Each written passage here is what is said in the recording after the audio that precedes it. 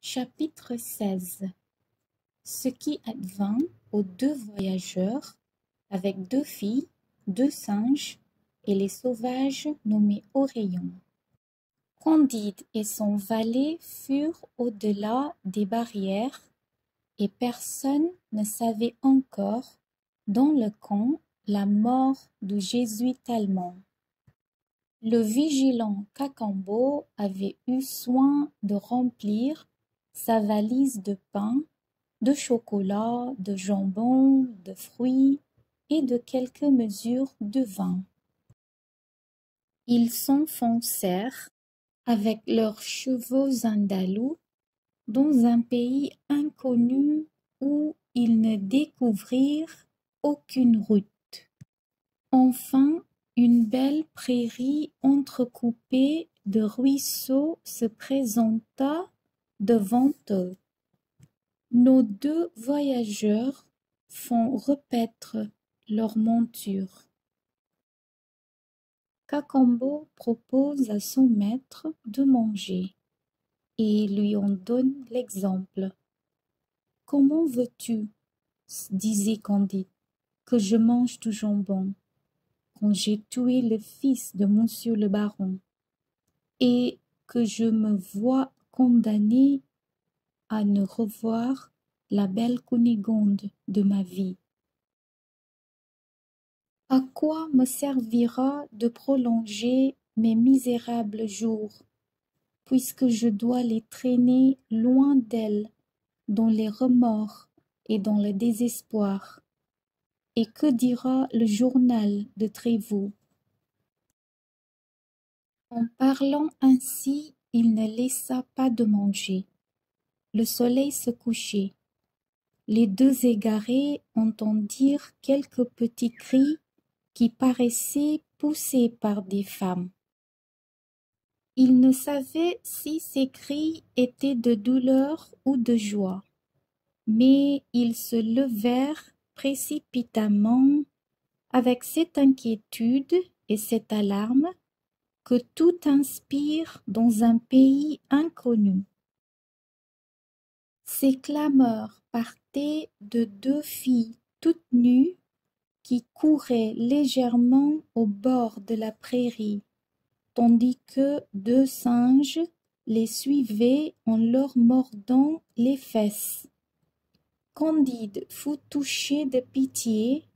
Il avait appris à tirer chez les Bulgares, et il aurait abattu une noisette dans un buisson sans toucher aux feuilles. Il prend son fusil espagnol à deux coups, tire et tue les deux singes. Dieu soit loué, mon cher Cacambo. J'ai délivré d'un grand péril ces deux pauvres créatures. Si j'ai commis un péché en tuant un inquisiteur et un jésuite, je l'ai bien réparé en sauvant la vie à deux filles. Ce sont peut-être deux demoiselles de condition, et cette aventure ne peut procurer de très grands avantages dans le pays. Il allait continuer, mais sa langue devint percluse quand il vit ces deux filles embrasser tendrement les deux singes, fondre en larmes sur leur corps et remplir l'air des cris les plus douloureux. « Je ne m'attendais pas à tant de bonté d'âme, dit-il enfin à Cacambo, lequel lui répliqua: « Vous avez fait là un beau chef-d'œuvre, mon maître. Vous avez tué les deux amants de ces demoiselles, leurs amants. Serait-il possible? Vous vous moquez de moi, Cacambo. Le moyen de vous croire? » « Mon cher maître, repartit Cacambo, vous êtes toujours étonné de tout. Pourquoi trouvez-vous si étrange que dans quelques pays il y ait des singes qui obtiennent les bonnes grâces des dames, ils sont des quarts d'hommes comme je suis un quart d'Espagnol. Hélas, reprit Candide, je me souviens d'avoir entendu dire à maître Pangloss qu'autrefois pareils accidents étaient arrivés et que ces mélanges avaient produit des égypans, des faunes, des satyres, que plusieurs grands personnages de l'Antiquité en avaient vu, mais je prenais cela pour des fables. Vous devez être convaincu à présent, dit Cacambo, que c'est une vérité et vous voyez comment on use les personnes qui n'ont pas reçu une certaine éducation. Tout ce que je crains, c'est que ces dames ne nous fassent quelque méchante affaire. Ces réflexions solides engagèrent Candide à quitter la prairie et à s'enfoncer dans un bois. Il y soupa avec Cacambo et tous deux, après avoir maudit l'inquisiteur de Portugal, le gouverneur de Buenos Aires et le baron, s'endormirent sur de la mousse. À leur réveil, ils sentirent qu'ils ne pouvaient remuer. La raison en était que pendant la nuit, les oreillons, habitants du pays à qui les deux dames les avaient dénoncés, les avaient garrottés avec des cordes, d'écorces d'arbres. Ils étaient entourés d'une cinquantaine d'oreillons tout nus, armés de flèches, de massues et de haches de cailloux. Les uns faisaient bouillir une grande chaudière, les autres préparaient des broches, et tous criaient « C'est un jésuite, c'est un jésuite, nous serons vengés et nous ferons bonne chère, mangeons du jésuite, mangeons du jésuite. »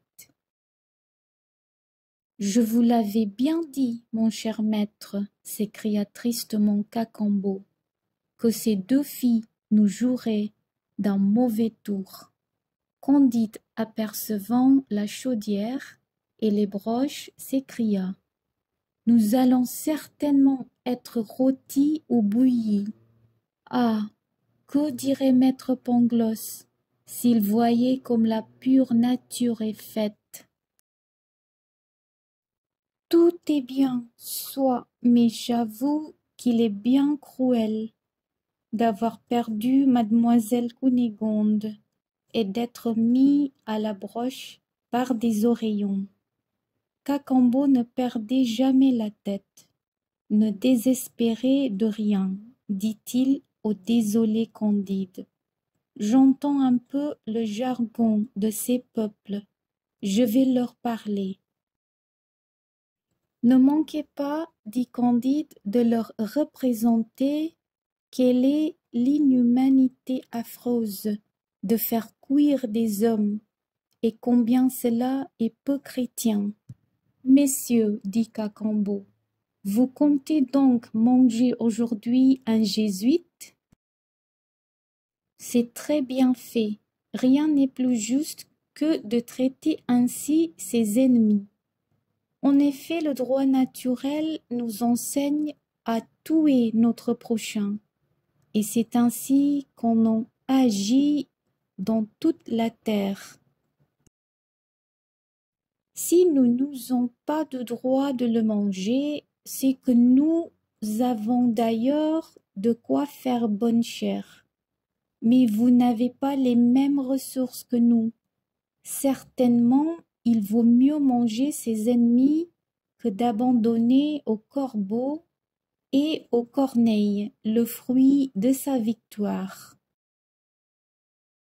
Mais monsieur, vous ne voudriez pas manger vos amis. Vous croyez aller mettre un jésuite en broche, et c'est votre défenseur. C'est l'ennemi de vos ennemis que vous allez rôtir. Pour moi, je suis né dans votre pays. Monsieur que vous voyez est mon maître, est bien loin d'être jésuite. Il vient de tuer un jésuite. Il emporte les dépouillés. Voilà le sujet de votre méprise. Pour vérifier ce que je vous dis, prenez sa robe, portez-la à la première barrière du royaume de los Padres. Informez-vous si mon maître n'a pas tué un officier jésuite. Il vous faudra peu de temps. Vous pourrez toujours nous manger si vous trouvez que je vous ai menti. Mais si je vous ai dit la vérité, vous connaissez trop les principes du droit public, les mœurs et les lois pour ne nous pas faire grâce. Les Oreillons trouvèrent ce discours très raisonnable. Ils députèrent 2 notables pour aller en diligence s'informer de la vérité. Les 2 députés s'acquittèrent de leur commission en gens d'esprit et revinrent bientôt apporter de bonnes nouvelles. Les Oreillons délièrent leurs 2 prisonniers, leur firent toutes sortes de civilités, leur offrirent des filles, leur donnèrent des rafraîchissements et les reconduisirent jusqu'aux confins de leurs États en criant avec allégresse: « Il n'est point jésuite, il n'est point jésuite !» Candide ne se lassait point d'admirer le sujet de sa délivrance. Quel peuple, disait-il, quels hommes, quelles mœurs! Si je n'avais pas eu le bonheur de donner un grand coup d'épée au travers du corps du frère de mademoiselle Cunégonde, j'étais mangé sans rémission.